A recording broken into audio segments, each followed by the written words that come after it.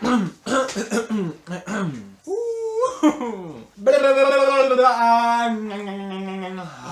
back to elegant mode, baby. Hey Robin, hi Jordi. As per my own request, I'm gonna now talk to you about 5 ways in which we can confront nuclear threat. So, without further ado, welcome to Victory Review.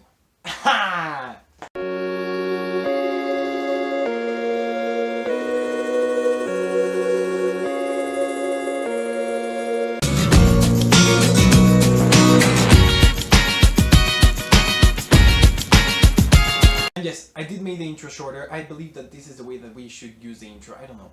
I'm gonna try out. First, I'm gonna talk to you about what people in charge can do. And this is based on an article that was published in the Times webpage. So if you want to read it, the link is down there. The first thing that they say that should be done is to compel Pyongyang to stop producing nuclear weapons. That is a given, actually, because Pyongyang is the capital city of North Korea, and that is exactly where they are producing nuclear weapons. And here they just say that we have to compel Pyongyang, but they don't say how we should compel them. Or how the government, of course, Trump, should compel them. So, yeah. Then, the next advice is to do something. Literally. The advice says just do something. It compels Trump to not take a neutral action. It compels him to take an active action. And this could lead to dangerous situations and to precarious situations. But it states and argues that doing nothing would entail allowing the worst case scenario to happen. And doing something would entail a bad scenario happening, maybe, but probably stopping the worst case scenario from happening. So it compels Trump to do things. It does not say what things though, but it compels him to do things. The final and most effective advice that I found in this article was to clamp China to not make economic negotiations with North Korea. China has to stop funding their nuclear research by taking economic and political decisions to stop negotiations with North Korea. That is what they should do, because in that way they would stop North Korea from developing their weapons, or at least really slow them down. And now to the second part, which is be prepared. To be prepared, you first have to stock up on food.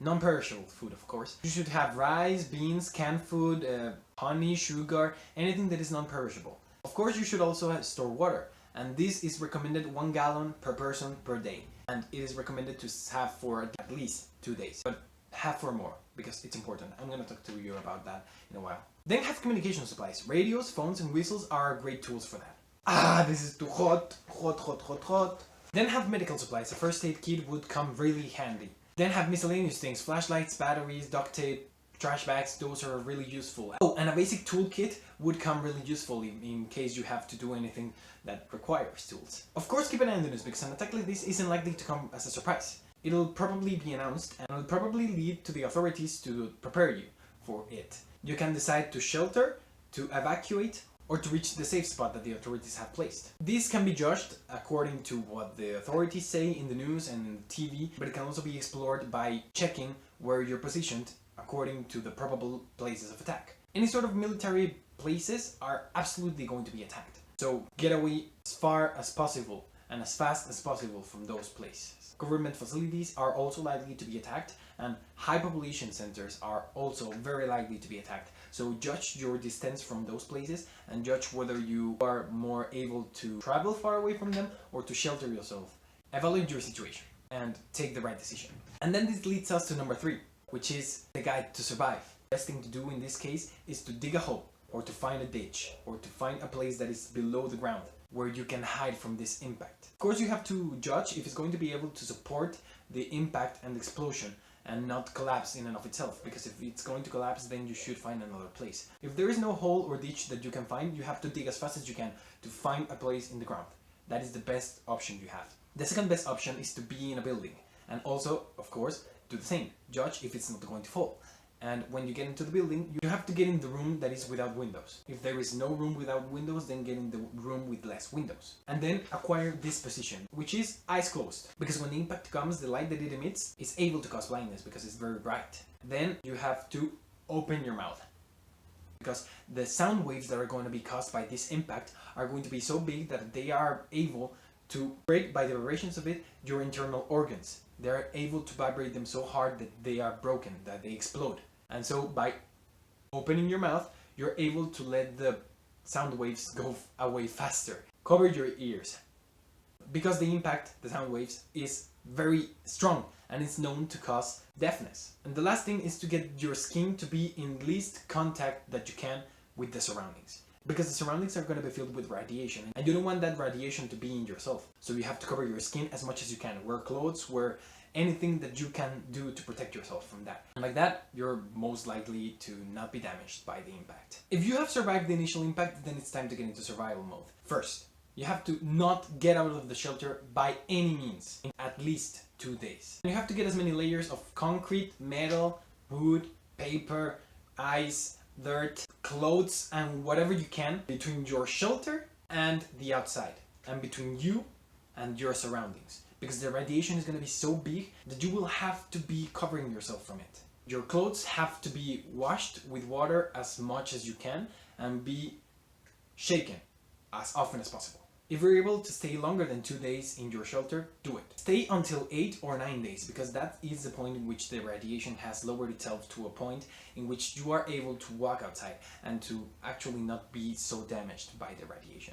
And after those 8 to 9 days, you have to get moving to getting to the decontamination zone. The decontamination zone is going to be made by government, and it's probably going to be stated before the attack so that you know where to go, and you have to judge your situation. If you can get there fast enough without exposing yourself to much radiation or without perishing because of the lack of resources, then you have to do it. You have to get as fast as you can. But if you can't, then you have to get your shelter as good as it can be and get as much resources as you can from within the area. If you are going to travel long distances, then the best recommendation to do it is to go below the ground. You have to travel below the ground because that is where it is least contaminated. So if there's a subway in your city, then use the subway. If there's sewage tunnels, then use the sewage tunnels. And finally, when you get to the decontamination zone, then just follow the instructions. That is the best advice that I can give you. And of course, if you want to have a more detailed way to survive this situation, there is a link in the description. Just follow the link and you will learn more. And the fourth recommendation that I can give you to survive this sort of attack is to be in a neutral country. What is a neutral country? Where is a country which doesn't take a stance in war.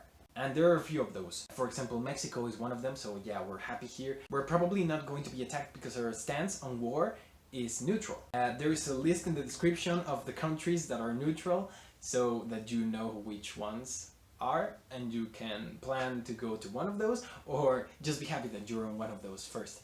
But that leads me to the fifth and most important point of this video. The best situation is to be in a neutral country, of course. A country that is not going to be attacked by nuclear weapons. This is number 5. This is the thing that we have to focus on, because by doing this, by doing what I'm going to tell you, by supporting this initiative, is the way we can manage to make every country a neutral country. Not just try to fly away into Portugal or Mexico, but to be in a world that is entirely ridden of nuclear weapons. And it all starts with this initiative. The organization is called ICAN, the International Campaign to Abolish Nuclear Weapons. ICAN. This organization wants to put societies and the environment at the center of every diplomatic discussion about nuclear weapons. They want everyone to be conscious of the damages and of the consequences that they have on societies and the environment. This organization has actually been in existence for a while now, but the fact is that last year, 2017, it won the Nobel Peace Prize. And that is when it gained a lot of notoriety. By this point, 122 nations are promoting the adherence to and implementation of the United Nations Nuclear Ban Treaty. It would make illegal to have, to create, or to further the development of any type of nuclear weapon. Because, as they say in their website, history shows us that banning weapons furthers the path towards the elimination of them. In this way, when all countries have signed this treaty, the process into eliminating nuclear weapons once and for all, and having a world in which nuclear weapons are absolutely non-existent, is far closer. And this is why I believe why you, me, and everyone should go to support this organization and this treaty, so that they can obtain the goal that we all desperately need.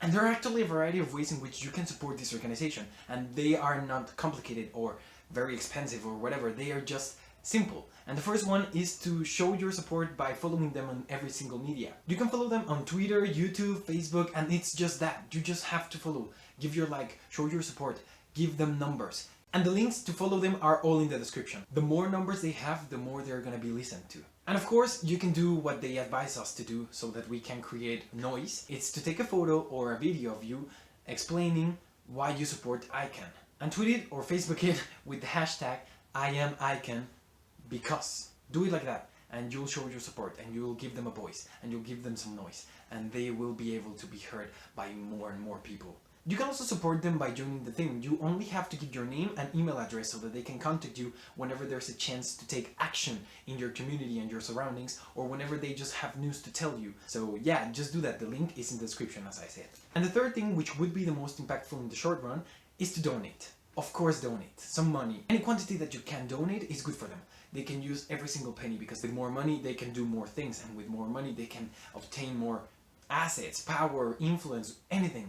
They have open donations and they are very easy to do in 3 simple steps. I have the link down below so that you can follow and do whatever donation you want. Simple, easy, fast, and very helpful. So please consider doing it. And to show you that this is an organization that Victoryville truly supports and believes on, we are donating ourselves.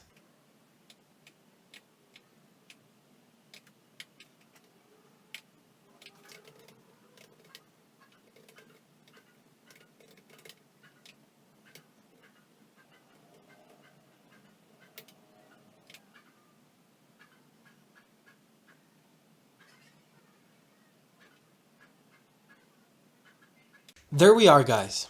Victoryville has just donated 300 pesos to the fund. This is the first donation I have ever made. And this is the first donation Victoryville has ever made. From here, we only go up. 300, guys. We did it. Thank you, Jordi. Thank you, Robin. And thank you, myself. Let's share the action. Because if any one of you watching this do donate, tweet to us. The links are in the description. Or at least my links. Do share with us if you do this. Or whatever you do. Share with us.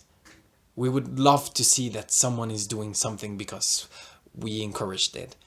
And if you don't want to share, don't share it. It's okay. Just do things. Thank you. And let's continue the video.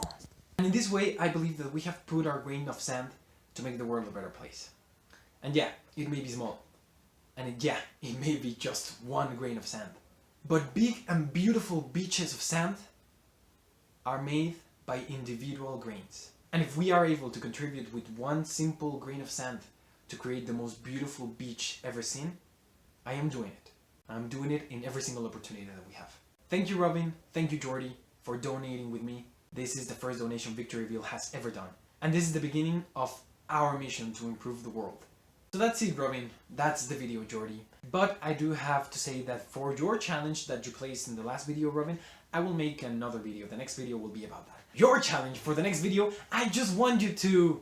What do I want him to do? For your challenges, Robin and Jordi, I would like you to visit a place that you have never visited in your life. And just show us a little bit of footage. That is it. And thank you for watching. See you whenever I see you. Bye.